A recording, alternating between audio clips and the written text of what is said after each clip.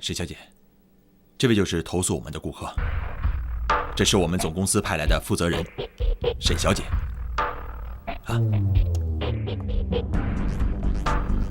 你好，请坐。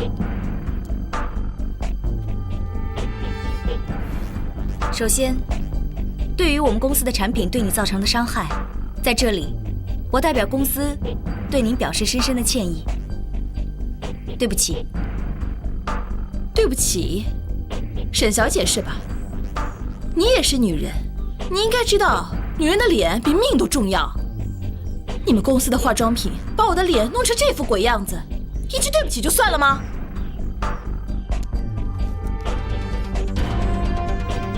这个，请您收下。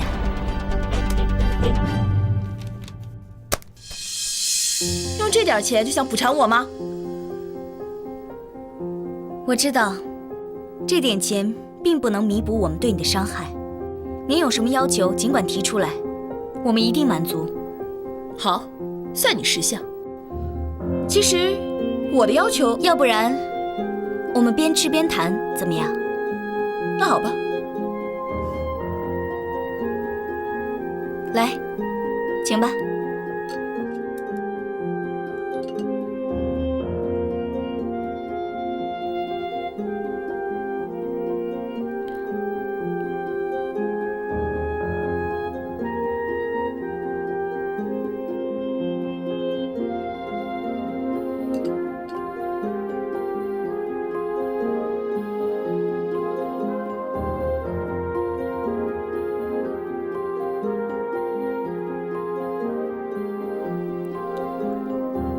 怎么样？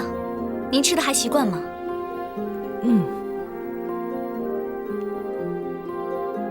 先用完餐后甜品，再来谈谈你的条件吧。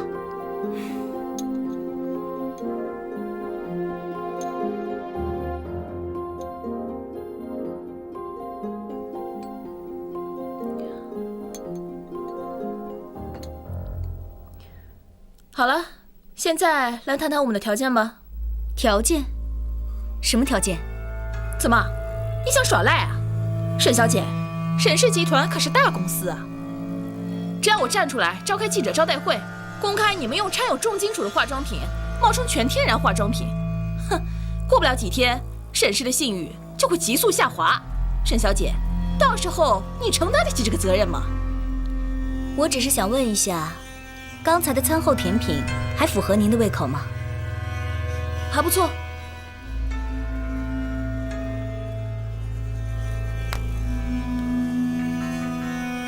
那这个东西您认识吗？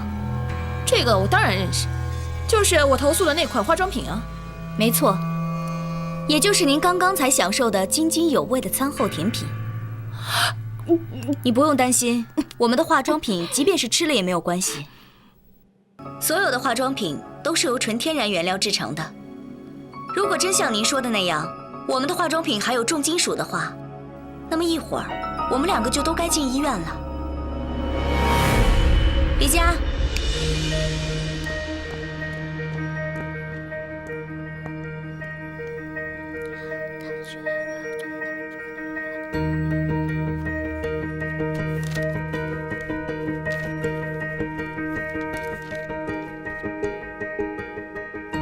吃中国菜比日本菜还要感兴趣，去日本不到3个月就敢说自己是日籍华人。你说什么啊？我不明白。据我们掌握的情况，这些天价的巨额消费，我想你应该清楚。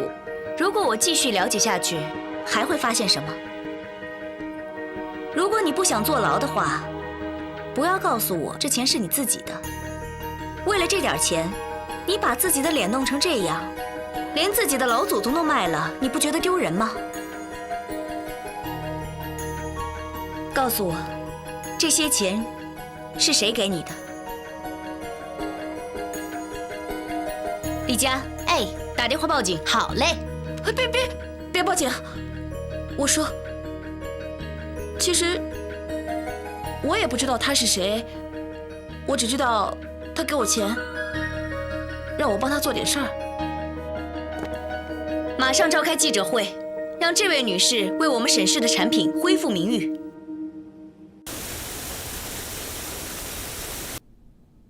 没想到这么快就被沈长清识破了。哼，看来他也没你说的那么笨嘛。哼，这次算他走运。不过就算他暂时解了郭敏事件的麻烦，那他也救不了星星家化被关门的命运。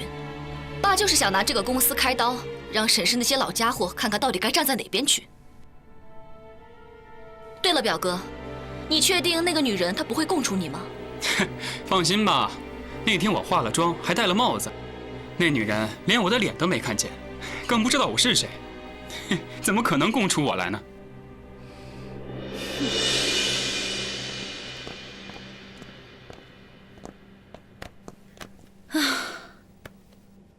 长青啊，你觉得这件事情到底是谁指使的？你还记不记得我们刚来工厂的时候被工人围攻的事情？记得呀，那帮工人不是以为咱们带了资金来的吗？闹得多凶啊！你的意思是说，是有人故意让他们以为我们带着资金来的？啊，肯定是这个样子。对，我之前怎么没有想到呢？那我们一旦拿不出钱来，那帮工人不就更加气愤了吗？把工人们的希望点燃，然后我们过来的时候浇他们一盆冷水，工人们肯定会有负面情绪的。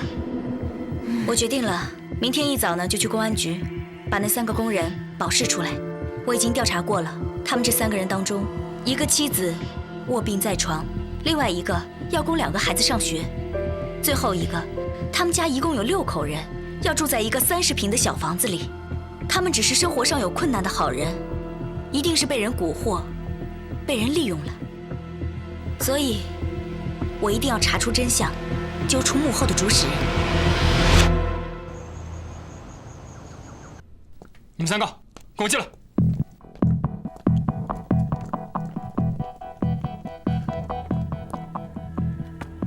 你们3位，把之前跟我说过的话，当着大家的面再说一遍。沈小姐，就是周主任让我们这么做的。他说事情成功以后，会把拖欠的工资给我们，而且会给我们每人一笔酬劳。我们就是想过得好点，才会猪油蒙了心，做出这种糊涂事儿。对，就是周主任让我们这么做的。对，是这样的。周主任，你搞什么鬼？事到如今，我也没什么好说的。反正总公司不肯注资，我们也是死路一条。那我们还在这里干什么呀？简直是浪费时间！我现在就辞职。好，我还要劝大家一句，趁早给自己找个出路，别到时候公司破产了，连个喝西北风的地方都没有。刘经理，明天就把周主任在公司里面所做的事情，在内部网上发表出去。好。行啊，沈长清，你这是要我在这一行混不下去啊！周主任，我也想得饶人处且饶人，可是你自己做的太过分了，所有的一切都是你自己咎由自取。好了，你等着收法院传票吧。晚安，请把不相干的人请出去。哎，姓沈的，你等着，一山还比一山高，把他带出去。到时候会有人收拾你的。姓沈的，你等着，这个事儿没完。哎，沈小姐，谢谢你出钱帮我老婆看病啊。沈小姐，你还资助我那2个孩子上学，你真是好人。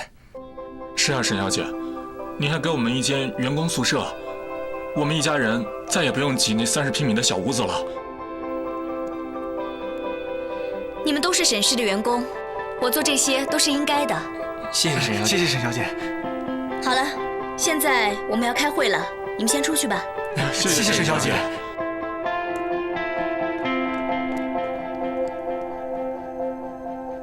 好，现在我们开始开会。真是一群废物，一个黄毛丫头，几个大男人都对付不了。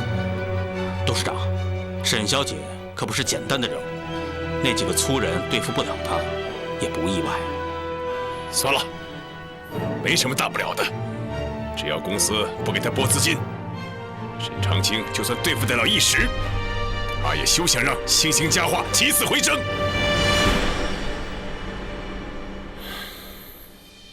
我想现在公司是一个什么样的情况，大家都比我清楚。资不抵债，就算是总公司要为我们公司投资，但是也得要我们自己扶得起来才可以。